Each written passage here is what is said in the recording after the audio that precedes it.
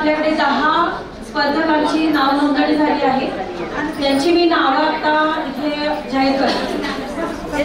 दीक्षिता मेश्राम समुपदेशक, शुभांगी राजकुमार उपशिक्षिका, रुपेश गायक सुरक्षा रक्षक, पूनम घाटगे उपशिक्षिका, जयश्री सोलंकी उपशिक्षिका, रावसाहेब राठोड लघुलेखक, शोभा ढोले, मनीषा खेडकर लिपिक, माधुरी चव्हाण कॉम्प्युटर ऑपरेटर.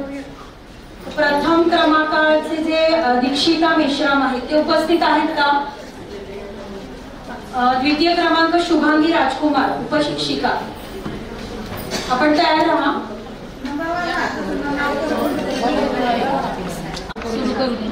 नमस्कार, मी शुभांगी राजकुमार पवार, सोनवणे वस्ती.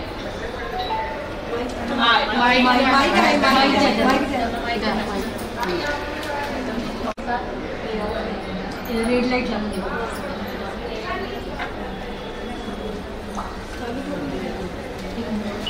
बोला बरं, आवाज येतोय का? नमस्कार, मी शुभांगी राजकुमार पवार, सोनवणे वस्ती, शाळा क्रमांक 93.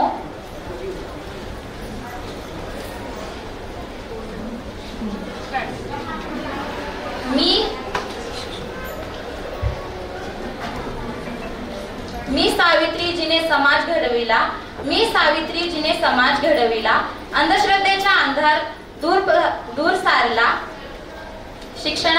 शिक्षणाचा उजेड घराघरात पसरला, स्त्रियांच्या डोळ्यात आत्मविश्वास पुरला. हो हो, मीच ती सावित्री जिने समाज घडविला, जिने समाज घडविला. धन्यवाद.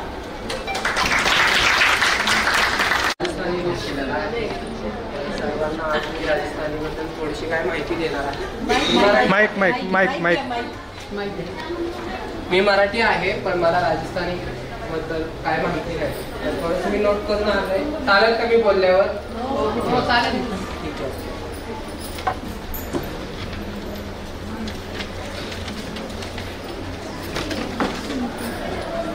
राम राम सा खमा गणिसा. पारंपरिक रंगीबेरंगी कलाकृती, ब्लॉक प्रिंटर आणि फर्निचरले नक्षीकाम हे राजस्थानी लोक केले जातात. राजस्थानी संस्कृती ही संगीत, नृत्य, घुमर, कानगरिया, उत्सवात कला, वास्तुकला, किल्ले, राजवाडे आणि ऐतिहासिक परंपरेचा समृद्ध वारसा आहे, जी भारतातील सर्वात मोठे राज्य म्हणून ओळखले जाते. मारवाडी आणि त्यांच्याशी जवळून संबंधित असलेल्या घोंगडी, शेखावती आणि मेवाडी या भाषा राजस्थानी भाषा कुटुंबाचा एक भाग आहेत. राजस्थानमध्ये विविध प्रकारचे सण तसेच मोठमोठ्या जत्रा होत राहतात. प्राचीन किल्ले, राजवाडे आणि संग्रहालयाचे राजस्थान समृद्ध वारसाचे प्रतीक आहे. Okay, thank you.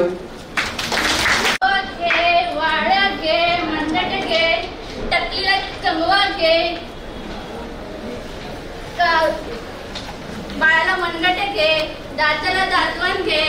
ए माय, गुरगुंडा होईल तुला. गरम गरम भात वाढ, गरम गरम भाकरी वाढ, भातावर तुपाची धार घाल. ए माय, गुरगुंडा होईल तुला. काय तुम्हाला? माय माय, तुला गुरगुंडा होईल. गुरगुंडा? अरे गुरगुंडा म्हणजे काय मुलं बाळ नाही. गुरगुंडा म्हणजे आमच्या भाषेमध्ये त्याला ज्ञान म्हणतात, ज्ञान. आणि ज्ञान म्हणजे तुझं आहे तुझं पाशी, परी तू जागा चुकलाशी. सगळं तुमच्याकडे. आणि हे जी जागा चुकलेली आहे ना, ती चुकलेली जागा भरून काढण्यासाठी आपल्या संत महात्म्यांनी ग्रंथ, वाङ्मय आणि भारुड लिहिली. ए माय, भुरगुंडा होईल तुला. आज तुम्हाला वाटत आली वैदी काय करते, आमचा टाइमपासच करते. तर तसं नाही बरं का. मी आले कशासाठी माहिती का तुम्हाला? मी आले शासनाकडं, शासनाला सांगायला की मी दिवसभर लागते, दिवसभर घाम गाळून काम करते, परंतु मला रात्रीच्या पोटाला भाकरी सगळं. ए गप्पी, काय रडते दिवसभर? हा, सकाळपासून रडते. बापाच गेले नुसतं. रस काय करणार? 2 दिवस झालं पोटाला अन्न नाही, खायला भाकरी भाकर नाही, रडणारच ते. माझ्या सगळ्या महाराष्ट्र शासनाला एक कळकळीची विनंती आहे की त्यांनी काय करावं, आमच्या गोरगरीब लोकांना, गोरगरिबांच्या मुलांना चांगलं शिक्षण द्यावं, खायला दोन घासाची भाकरी मिळावी, 2 टायमाची भाकरी मिळावी. एवढीच माझी कथा सांगायला मी या ठिकाणी आलेले. तुम्ही तुमचा टाइम घेतला असेल तर मला माफ करा, पण तुम्ही काही तर टाइमपास करायला आले नाही. अजून लय सामान ऐकायचंय, लय ठिकाणी जायचंय. जाते मी. माझ्या महाराष्ट्राने ऐकून घ्यावं आणि आम्हा गोरगरिबांना सगळ्यांना चांगलं हे द्यावं, एवढीच आमची. हे माहीत जाऊ का आम्ही?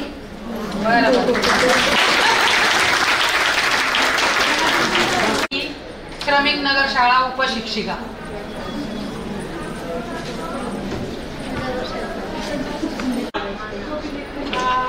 यावर्षी संत ज्ञानेश्वरांच्या संजीवन समाधीला 750 वर्ष पूर्ण झाले आणि त्या निमित्ताने अख्ख्या जगामध्ये खूप मोठा सोहळा साजरा झाला आणि त्यामध्ये कीर्तन, प्रवचन, ग्रंथ दिंडी, ग्रंथ वाचन आणि आपल्या सर्व शाळांमध्ये सामूहिक पसायदानाचा गायन कार्यक्रम घेण्यात आला.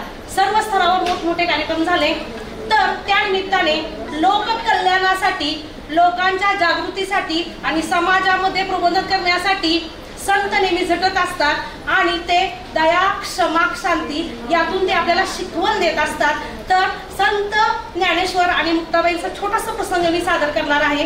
तर मी सादर करत आहे. तो दिवस मला अजून आठवतोय. मी नदीवरून पाणी घेऊन जात होते. वाटेतच मोगऱ्याने डवरलेलं झाड मला दिसलं आणि माझी पावलं तिथेच थबकली. अरे किती छान आहे मोगरा, किती सुंदर आहे मोगऱ्याची फुलं. गं बाई, कोणतं घेऊ का फुल? हे घेऊ का हे घेऊ? हे घेऊ का हे घेऊ? अरे त्या कोपऱ्यातलं तर किती सुंदर आहे, ते खूपच छान आहे, ते पण मी घेते. अरे माझी तर ओटीच भरून गेली, ओटी पूर्ण भरली माझी.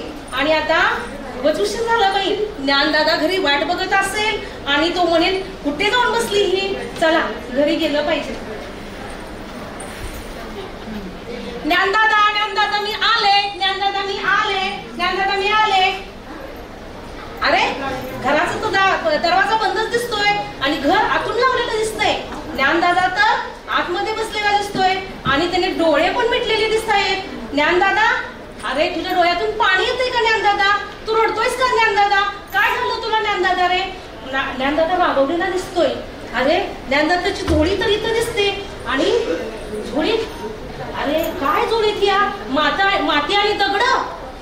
अरे ज्ञानदादा, हे काम कुणातरी दुष्टानेच केलेलं असतं बरं का ज्ञानदादा, आणि त्यामुळेच तो रागवलेला दिसतोय, त्यामुळेच तू रागवलाय. पण ज्ञानदादा हे काही खरं नाहीये. मला तर वाटतं तूच नेहमी म्हणतोस ना की अशा दुष्ट आणि वाईट लोकांसाठीचे अपराध आपण पोटात घातले पाहिजेत, असं तूच नेहमी म्हणतोस. आणि आज तूच रागावून बसलास, तूच रागावून आतमध्ये बसलास.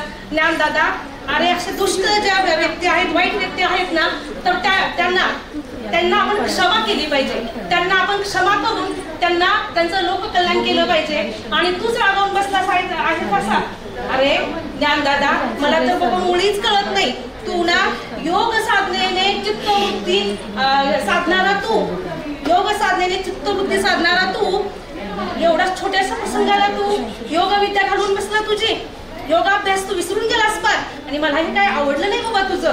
अरे योग विद्या तर तुझी खरी विद्या आहे.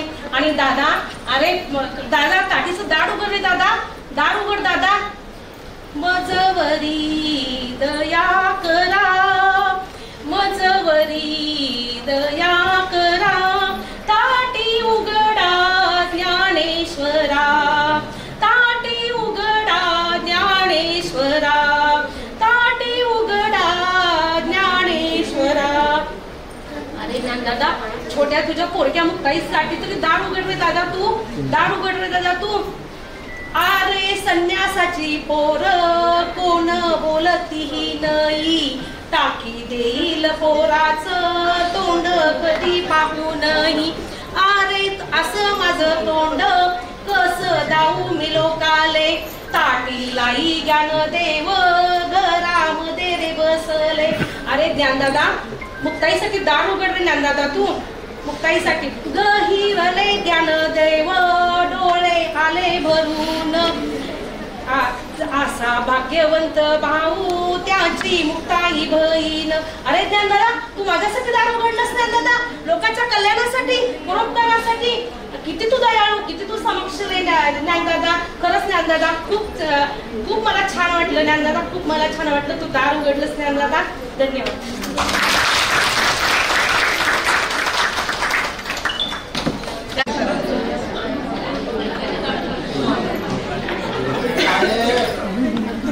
आंगणाला धरम करावे माऊली माऊली आंगणाला धरम करावे. सकाळपासून काय खाल्लं नाही माय. 5,000 रुपये असलं तर घ्या ना, पोळी खाऊन द्या माय. धरम करावे आंगणाला.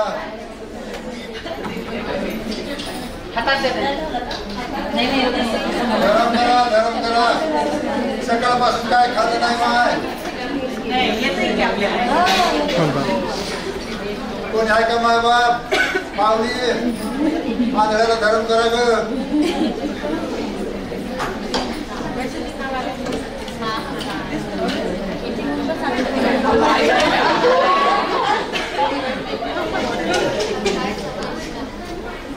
हॅलो गवड्या कुठं रे. अर्धी पाणी घेत आलोय आज. आता सगळं मोठमोठे अधिकारी आले तिथं 100-50 रुपये द्यायला मस्त खातं झालं बा. तुला सांगून ठेवतो, उद्या मी प्राधिकरणाच्या ऑफिसला जाणार बरं का. तिकडे जाऊ नको, थांबून ठेवतो. नाहीतर मी जाईन तू येशील तिकडं. हा ठेव एक चांगला गिऱ्हाईक यायला.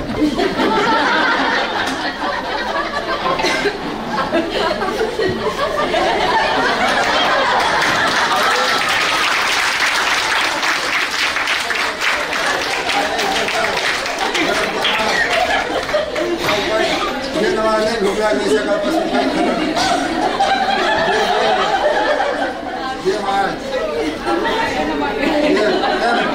दया करा नाव.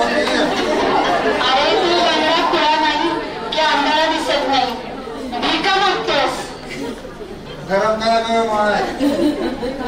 जे माय सकाळपासून काही खाल्लं नाही.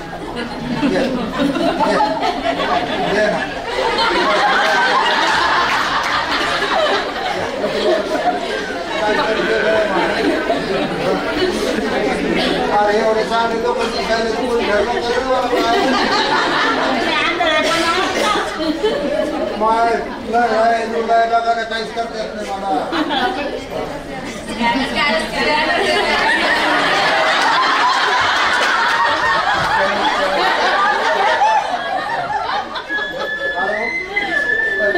कशाला फोन लावला असं आहे. आज आपल्या प्राधिकरणाच्या फ्लॅटसाठी गिऱ्हाईक आलाय. त्या गिऱ्हाईक त्याला 20,000 भाडं सांग आणि 40,000 डिपॉझिट आणि 10,000 ॲडव्हान्स घे बरं का. तुझ्या फोन पेला घेऊन टाक आणि रिटर्न करून टाक. वरती असतात बरं दिवस झाला रिकाम आहे. हा हो समजलं ना. बरोबर. हा तर ठेव. तुम्ही चांगले लोक यायचं अजून पुढं जायचं मला.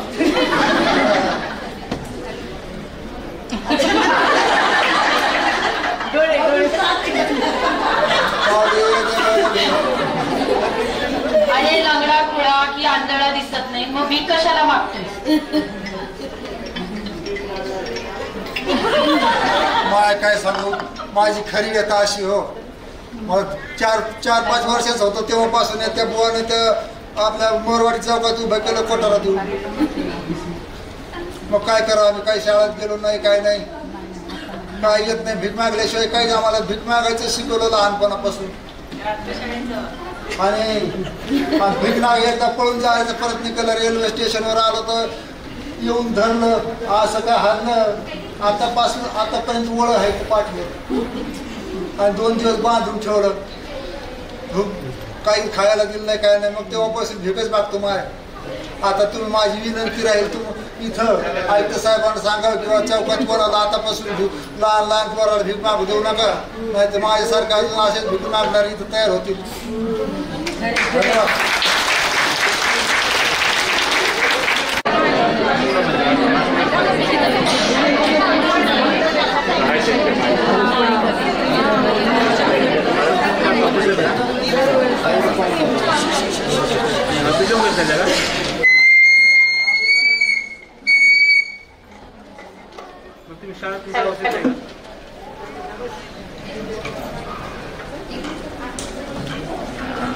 सर्वांना माझा नमस्कार.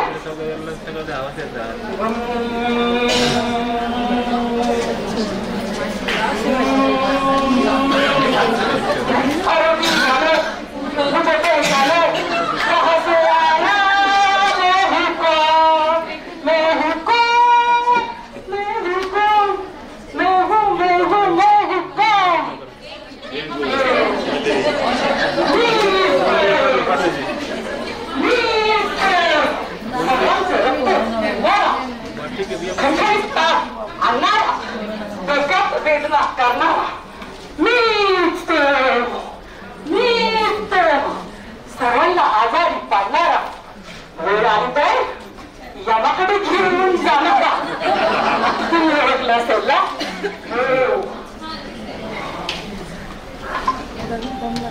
तू बोलली बाळा तू कुठून आला, तो बोलला मला तू कशाला आला.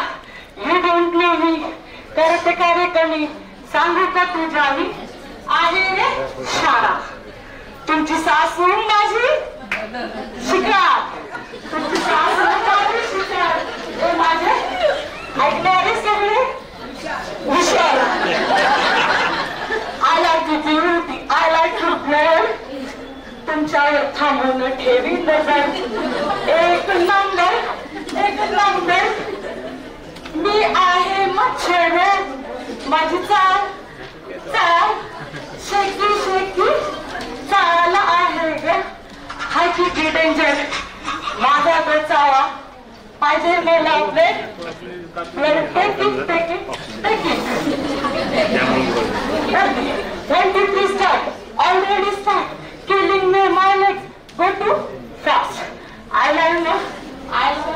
love person giving infection. किती घातक घातक पसरतो मी तुझ्या तोंडावर, तुझ्या गळ्यावर, तुझ्या पायावर मी जाते.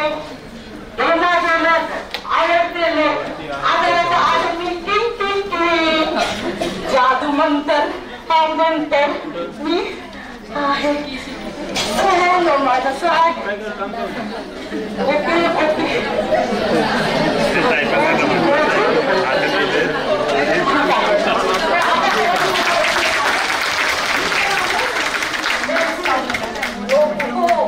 बघा डेंगू हो आपल्या जगात, भारतात, महाराष्ट्रात टिसन्सीतून जाणारा आहे का नाही, परंतु आपण त्यांना आटोक्यात आणू शकतो.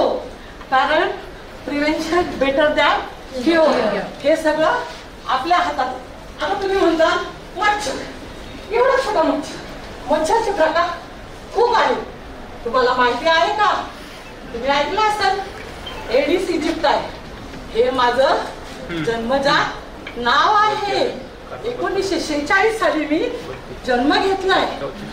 चिकनगुनियाचा जो एडिस आहे तो माझा भाऊ आहे. आणि मलेरिया जो आहे जे अनाफेलिस मॉस्किटो पासून होतो ती माझी सावत्र बहीण आहे.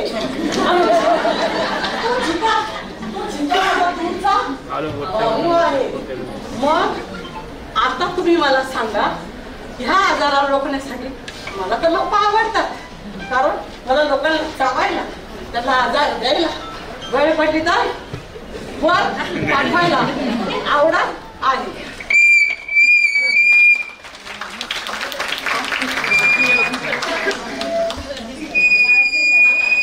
मनीषा खेडकर. पिंपरी चिंचवड महानगरपालिकेतील लोक हो. बघा गेले 2 वर्ष आपल्याकडे माननीय आयुक्त सर आणि आपले MOH ऑफिसर यांनी एक लढा दिला होता. काय लढा दिला होता? तो घरोघरी जाऊन प्रत्येक लोकांनी 1 hour beat dengue, 1 hour beat dengue. आता हे म्हणजे काय हो?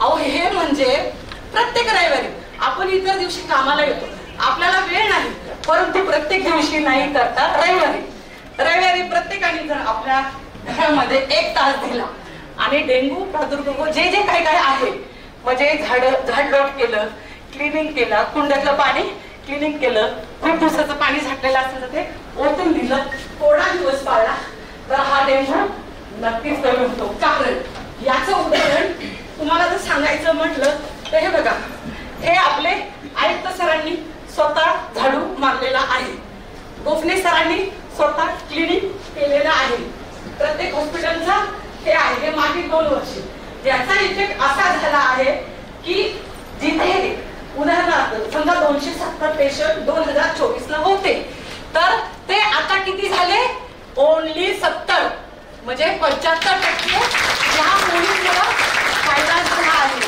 तर सर्वांना एकच सांगणं आहे, डेंग्यूचा आजार किंवा डेंग्यू हा व्हायरस हा जाणार नाही, परंतु त्याच्यापासून आपण प्रिकॉशन घेऊ शकतो. Prevention better than cure. तर सर्वांनी हे लक्षात ठेवा. सध्या याचा कार्यक्रम जून ते ऑक्टोबर असतो, परंतु सर्वांना माहिती आपल्याकडे अवेळी अचानक कधीही पाऊस येतो, त्यामुळे ह्याचा धोका टाळता आपण शक्यता आहे, आपण टाळू शकतो. एवढं सांगणं आहे.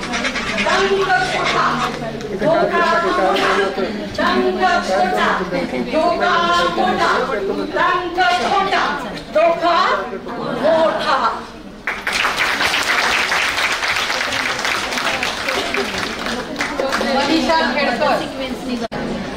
1 नंबरच्या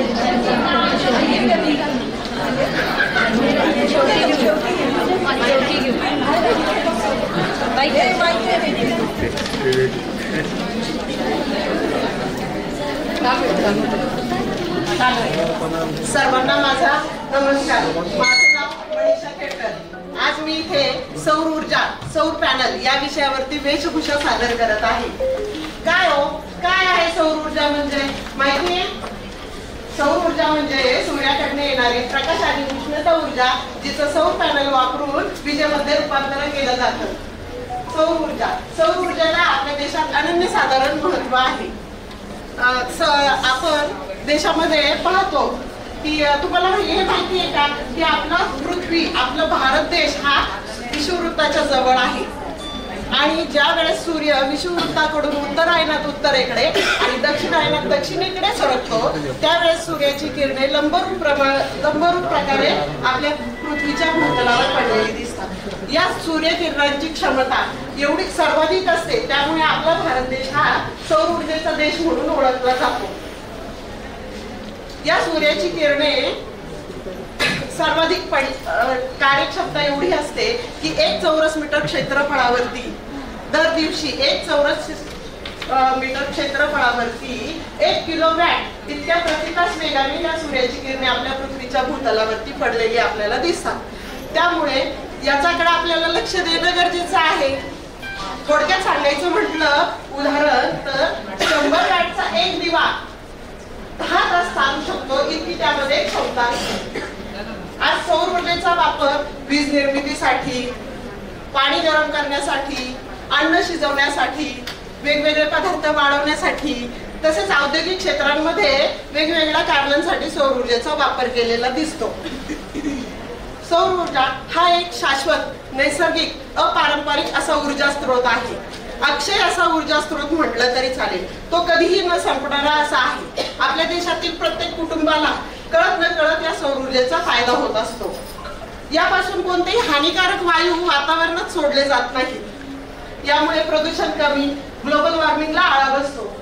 आज ग्रामीण भागात देखील सौर ऊर्जेचा वापर मोठ्या प्रमाणात होताना आपल्याला दिसून येतो. तुम्हाला माहिती आहे का, महाराष्ट्र राज्य कौशल्य विकास विभागाने आज युवक युवतींना सौर ऊर्जेच्या अभ्यासक्रमाचे धडे देतात. त्यांना रोजगाराच्या संधी उपलब्ध करून दिल्या जात आहेत. सौर ऊर्जा ही एक अत्यंत वापरण्यासाठी सोपी आणि स्वच्छ ऊर्जा आहे. यापासून कुठलेही प्रदूषण आणि ग्लोबल वॉर्मिंग होत नाही. हानिकारक पदार्थ वातावरणात सोडले जात नाही.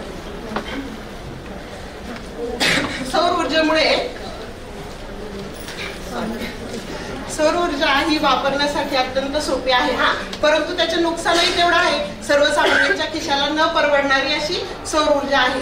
परंतु महाराष्ट्र शासनाने सबसिडी तसेच अनुदानाच्या संदर्भात अनुदानही जनतेला पुरवत आहे सौर ऊर्जेचा वापर करण्यासाठी. तरी मी आपणास सांगू इच्छिते की घराघरामध्ये सूर्य उगवू देत, घराघरामध्ये सूर्य उगवू देत, वीज बचतीचे स्वप्न सर्वांचे पूर्ण होऊ देत. मी सौर ऊर्जा हा एक अक्षय ऊर्जेचा स्रोत असून कधीही न संपणारा आहे. तो जीवाश्म इंधनावर आपलं अवलंबित्व कमी करतो, हवामान बदलावरती नियंत्रण ठेवतो, पर्यावरणपूरक भविष्य घडवण्यास मदत करतो. तरी विजेची वाढती मागणी कमी करण्यासाठी, खर्च कमी करण्यासाठी आपण सौर ऊर्जा हा एक उत्तम पर्याय आहे. धन्यवाद.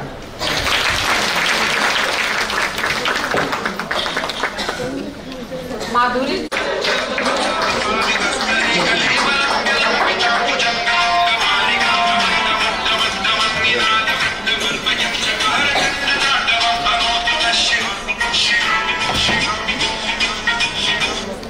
उत्पाद, विध्वंसक उत्पाद, शिवतांडवाचा उत्पाद. तांडवाचा अर्थ करतो भूलोकीच्या या मनुष्य प्राण्याला अनावर झालेल्या क्रोधाला आवर घालण्यासाठी हे तांडव.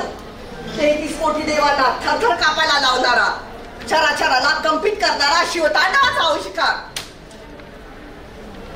विनाशाकडे जाणारी ही पृथ्वी या मानवाला आता उन्माद झाला आहे.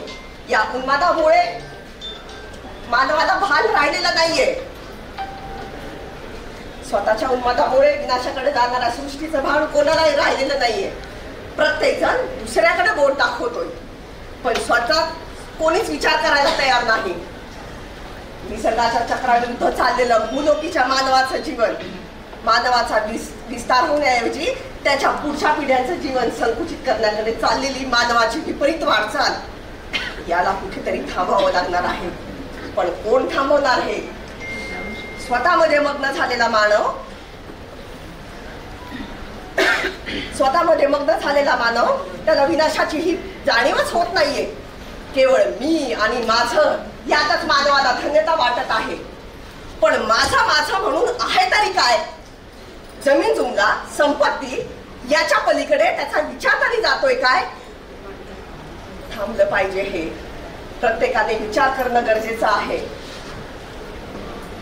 मानवाच्या या हव्यासापायी वाताहत होते आहे अनेक कुटुंबाची, समाजाची हानी होते आहे, एकतेच्या मानसिकतेची, शांततेची, सुशिक्षितपणाची आणि सुजाणतेची.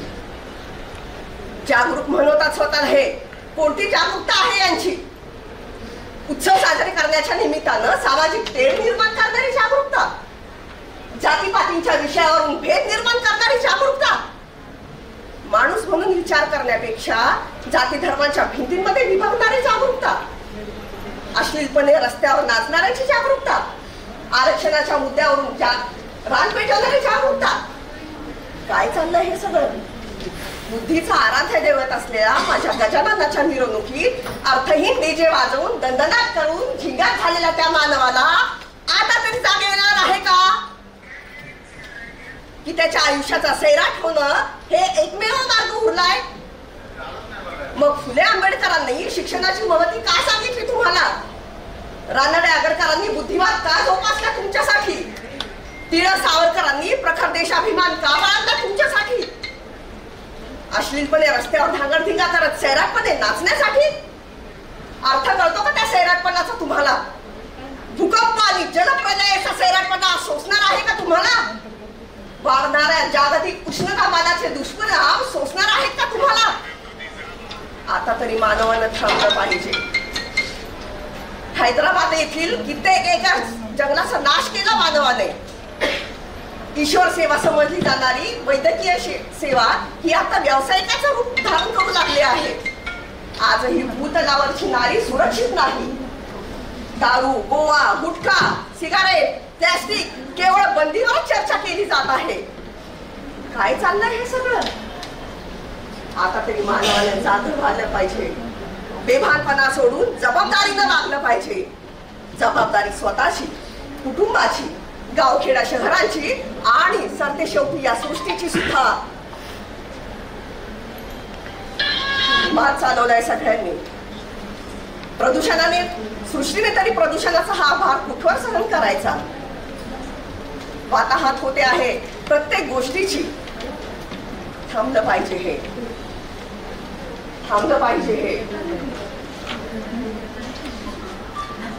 बेभानपणा सोडून जबाबदारी पाळणं अत्यंत गरजेचं आहे. राजकीय वरदहस्त थांबत नाही, प्रशासनाला चाड नाही, व्यापाऱ्यांना त्याचं सोय सुद्धा राहिलेलं नाहीये. विध्वंस होणं किती जवळ आलेलं आहे, सृष्टीचा नाश होणं जवळ आलेला आहे. मानवांनो जाग व्हा मानवांनो, आता तरी जाग व्हा.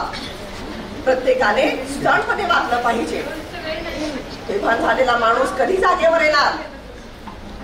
आता तरी जाग व्हायला पाहिजे.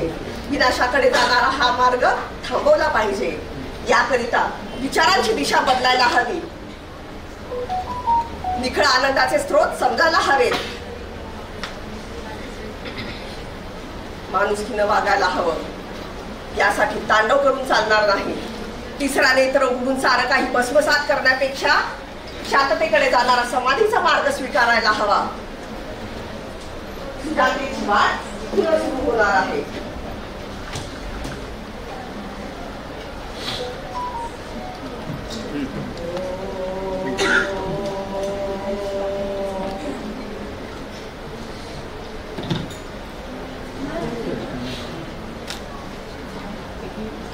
महापालिका उत्तम काम करते.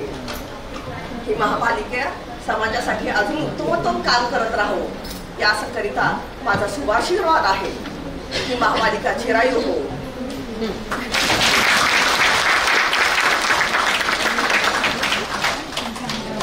पूजा भोसले.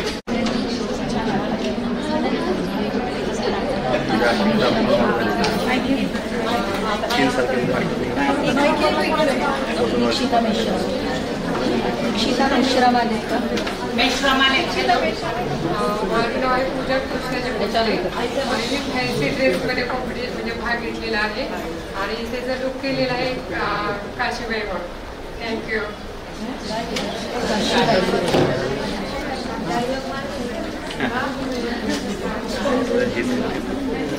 संदेश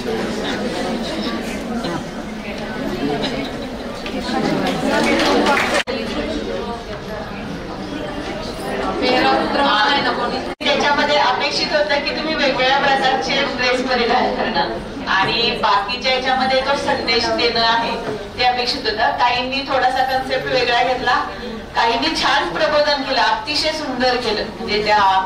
आणि काहींना असं वाटलं की फक्त मला की फॅन्सी ड्रेसच वेअर करायचा आणि तो फक्त कॅटॉग सारखं हे करायचं. तर तिथं थोडीशी हे गल्लत झालेली आहे. त्यामुळे नेक्स्ट टाइम हे करताना तुम्ही जरा व्यवस्थित प्रिपेअर करून या. अतिशय सुंदर हे झाले त्याचा प्रयत्न केला तुम्ही.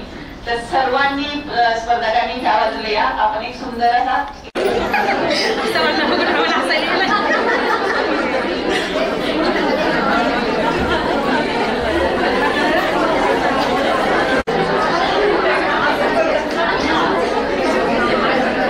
पिंपरी चिंचवड महानगरपालिका वर्धापन दिन 43वा या निमित्त आपण आत्ता या ठिकाणी फॅन्सी ड्रेस स्पर्धा हा कार्यक्रम सादर केलेला आहे. अतिशय उत्कृष्टपणे वैदिनबाई, भिकारी, त्यानंतर शंकर महादेव, सौर ऊर्जा, डॉक्टर, डास, राजस्थानी अशा विविध भूमिका सादर करून उत्कृष्टपणे सादरीकरण. मुक्ताबाई, त्यानंतर सावित्रीबाई, गुजराती नाही या ठिकाणी काशीबाई, अतिशय उत्कृष्टपणे 10 स्पर्धकांनी या ठिकाणी आपलं सादरीकरण केलेलं आहे. ज्या पद्धतीने टाळ्या वाजल्या गेल्या त्या पद्धतीने सर्वांना समजलेच असन की आपला कार्यक्रम किती उत्कृष्टपणे सादर झाला. म्हणजे या ठिकाणी आम्ही परीक्षक म्हणून आहोत. तर जे उपस्थित होते सर्व त्या उपस्थितांनी तुम्हाला ज्या प्रकारे दाद दिली त्या प्रकारेच या ठिकाणी आम्ही गुणांकन केलेलं आहे आणि स्पर्धकांनी ओळखून जावं की आपला नंबर कितवा आलेला आहे. या ठिकाणी 3 नंबर काढायचे आहेत आणि 2 उत्तेजनार्थ असे एकूण 5 क्रमांक काढण्यात येणार आहेत. धन्यवाद. पिंपरी चिंचवड महानगरपालिकेच्या 43व्या वर्धापन दिनानिमित्त आयोजित फॅन्सी ड्रेस स्पर्धा जी आत्ता झाली, खरं याचा उद्देश खूप छान आहे. महानगरपालिकेतल्या बऱ्याचशा वेगवेगळ्या विभागातल्या कर्मचाऱ्यांनी येथे सहभाग घेतला होता. एक समाज प्रबोधन, भावनिकता आणि आत्ता जी समाजाला गरज आहे, वातावरण बदल सौर ऊर्जेतून दाखवलं गेलं. भावनिकता मुक्ताईमधून आध्यात्मिकता दिसतेय. शंकर त्यांनी तांडव रूप धारण करून आपल्याला खूप जागृत केलेले की आज आपला समाज कुठल्या वळणावर चालला आहे आणि हे प्रबोधन करणे खूप गरजेचं आहे. याच्यातून अगदी ही स्पर्धा जरी सोपी वाटत असेल, सहज घेतो आपण, पण त्याच्यातून जे प्रबोधन मिळतं त्या व्यक्तिरेखेतून त्या व्यक्तिरेखा त्यांनी सादरीकरण फॅन्सी ड्रेसचं केलेलं आहे, त्याच्यातून आपल्याला खूप मौलिक असा संदेश मिळतोय. त्यामुळे सर्व कर्मचाऱ्यांनी नक्कीच याच्यामध्ये अतिशय मोठ्या प्रमाणात सहभाग घ्यावा आणि जे सहभागी होते त्यांच्यासाठी सर्वांसाठी त्यांचे खूप अभिनंदन आणि खूप खूप कौतुक. धन्यवाद. नमस्कार. आज पिंपरी चिंचवड महानगरपालिकेचा 43वा वर्धापन दिनानिमित्त येथे जे पिंपरी चिंचवड महानगरपालिकेमध्ये जे फॅन्सी ड्रेस कॉम्पिटिशन केले बघा, याच्यामध्ये बऱ्याच लोकांनी स्पर्धकांनी भाग घेतला. अतिशय उत्कृष्टपणे त्यांनी सादरीकरण केले, परंतु वेळातला वेळ काढून. म्हणजे उदाहरणार्थ आम्ही वैद्यकीय डिपार्टमेंटचे म्हणजे भरपूर बिझी मीटिंग सोडून मी आलेले आहे. मनीषा आळंदे यांनी पण मेडिकल ॲक्च्युली हेल्थ रिलेटेड संदेश जो दिला आहे, बाकीच्यांनी पण खूप सुंदर प्रकारचे संदेश दिलेला आहे. हे अतिशय खूप चांगल्या प्रकारे वर्धापन दिनी साजरी झाल्याचं उदाहरण आहे. पिंपरी चिंचवड महानगरपालिकेच्या 43व्या वर्धापन दिनानिमित्त पिंपरी चिंचवड महानगरपालिकेने सर्व अधिकारी कर्मचारी यांच्यासाठी वेगवेगळ्या स्पर्धांचे आयोजन केले होते. या स्पर्धांमध्ये रांगोळी स्पर्धा, पाककला स्पर्धा तसेच फॅन्सी ड्रेस स्पर्धा आयोजित केल्या होत्या. यामध्ये मी फॅन्सी ड्रेस स्पर्धेमध्ये आज सौर ऊर्जा हा एक सौर ऊर्जेचा वेशभूषा धारण करून पालिकेमध्ये फॅन्सी ड्रेस स्पर्धेत सहभाग घेतला होता. आज मी ज्यावेळेस या स्पर्धेमध्ये सहभागी झाले त्यावेळेस या स्पर्धेमध्ये भरपूर कर्मचाऱ्यांनी आणि अधिकारी यांनी खूप सुंदर प्रकारे वेशभूषा सादर केल्या होत्या. हे पाहून खूपच आनंद झाला. कर्मचाऱ्यांना माझे निवेदन आहे की सर्वांनी अशा कार्यक्रमांमध्ये सहभाग घ्यावा. पिंपरी चिंचवड महानगरपालिका ही आपल्यासाठी आणि आपली आहे आणि ती आपल्यासाठी कार्यक्रम घेत असते. धन्यवाद.